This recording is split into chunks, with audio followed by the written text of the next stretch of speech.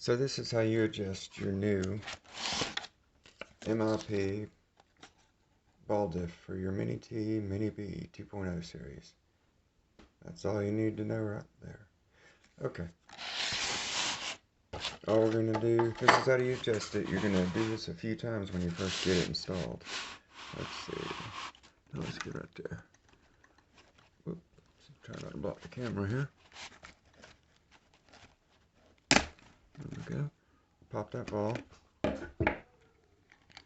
Get your CV out of the way, or your dog bone. And take your Allen wrench. Go straight through in here. And you'll put it in there. You'll hold the opposite wheel. Hold it still. And you'll tighten it or loosen it through there.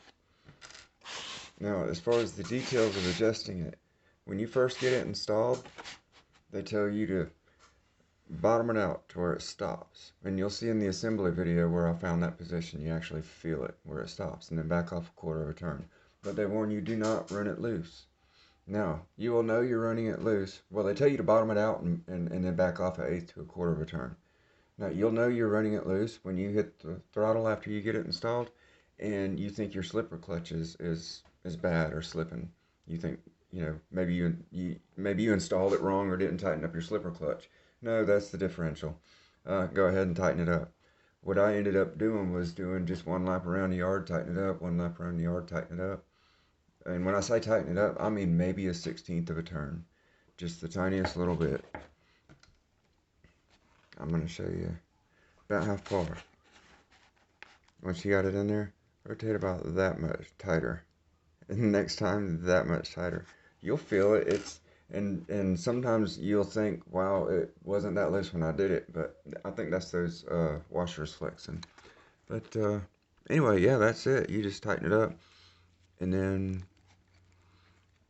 you want to make sure, there we go. Whoop. Get your CV back in there. Your dog eye. I think I got it blocked with the shock so you can't see. Okay, there we go. We're back in and ready to go. And you can do that without taking the wheel off or anything. So what you're trying to accomplish is to where it's functioning enough to not bind or anything. You don't really want to lock it down unless you're, I don't know, dedicated off-road or mudding or something. I've got it pretty stiff, but it still does its job on the concrete. It definitely flips easier now, I'll tell you that I've got a tighter differential. Before with the sun gears in there, it would just, as soon as you got up on one wheel, this one would just, spin crazy, and this one had no power and would drop immediately back to the ground. Right now, with it being tighter like that, when you get up in the air, you've still got the power, and if you stay in that same angle, you're going over.